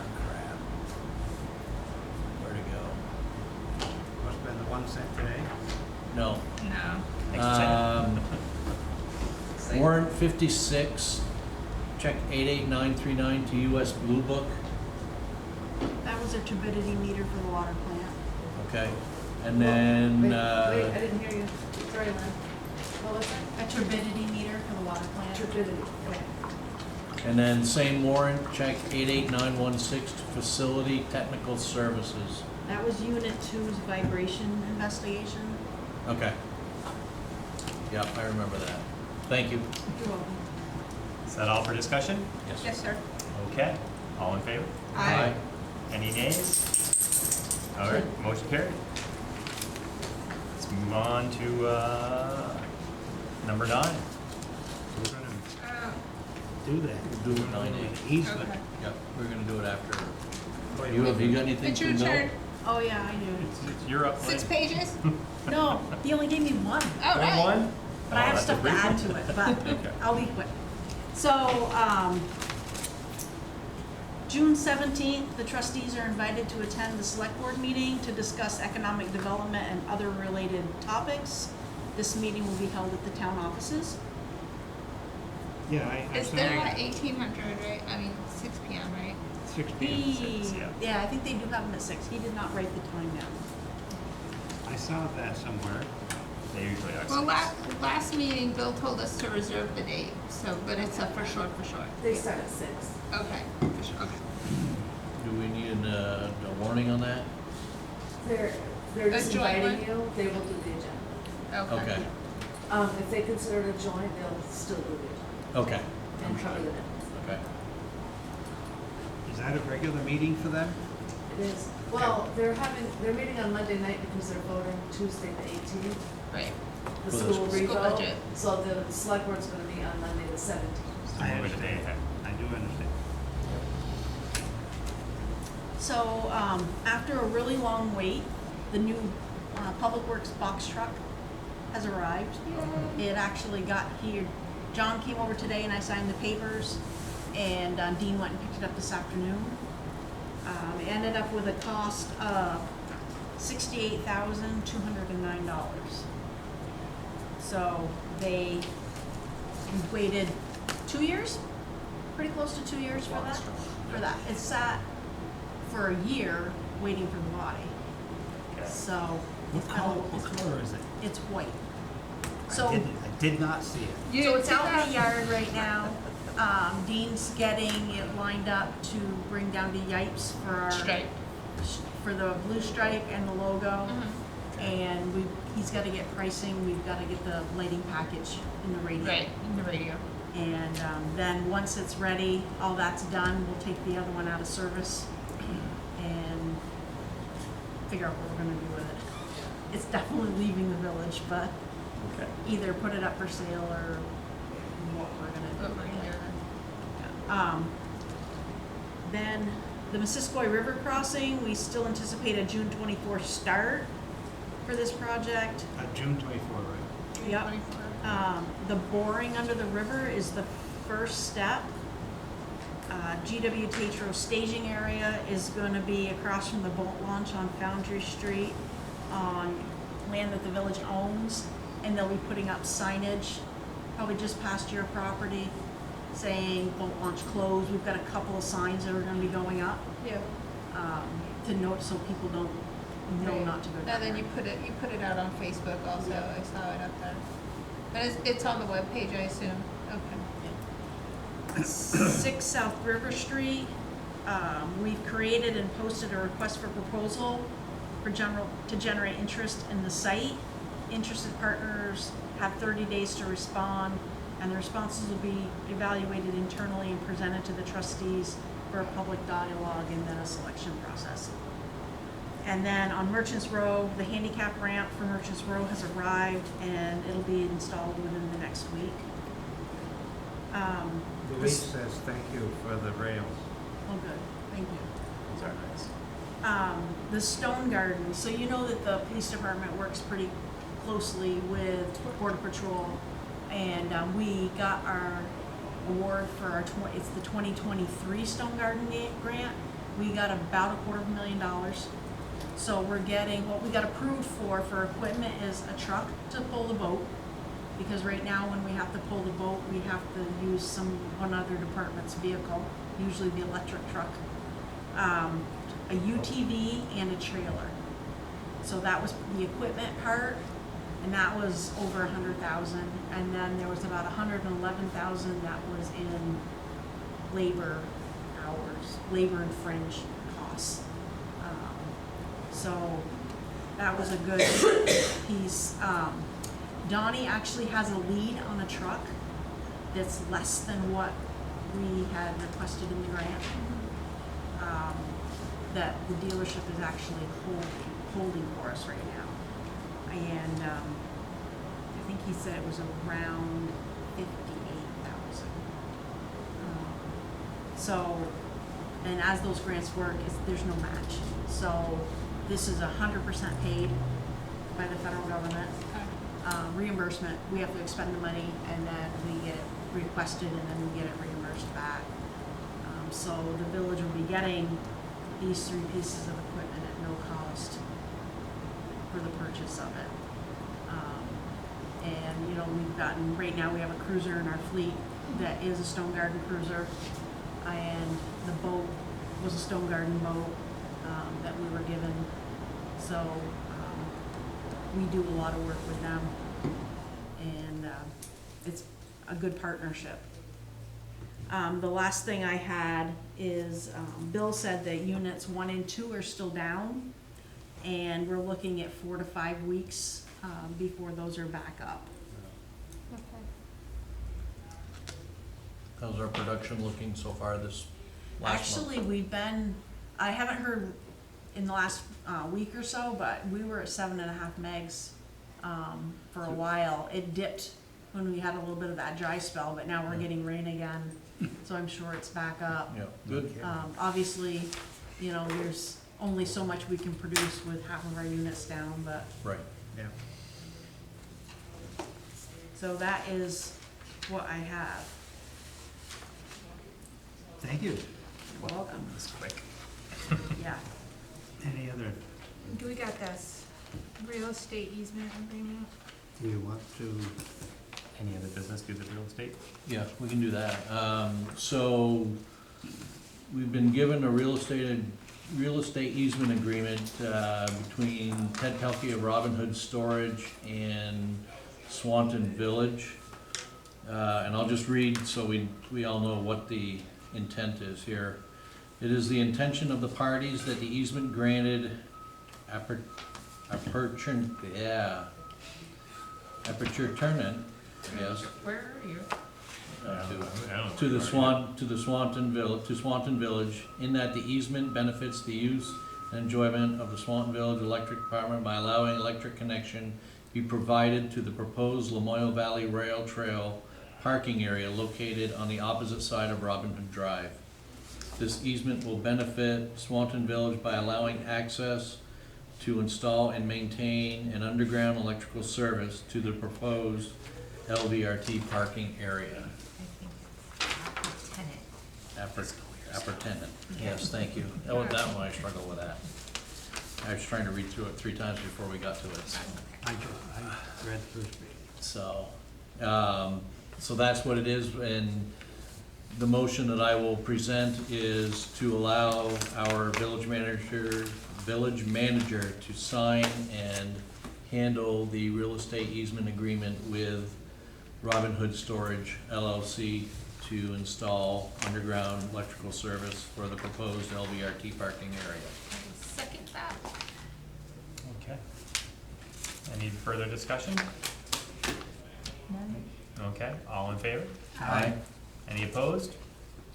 Motion carried to present the agreement to the village manager to sign? Diane? ALB. Yes. Yeah, sorry. It's okay. All right, any other, you got anything? I don't have anything. Do you have anything? Do you have anything else? I'm done. I'm okay business? for tonight. I just wanted my water. Anything else, Damon? No? No question. Pretty good information, thank you. Anything, Heidi? No, it was great. It was a good discussion. Close a bridge, you give, Pretty good turnout. you give people. Right? Does anybody That's all have you gotta do anything is for, close the bridge. anybody have anything for executive session? No. No? All right. I'll make a motion that we adjourn at 8:55. I'll second. Any further discussion on that? All in favor? Aye. Motion carried to end 5 minutes before.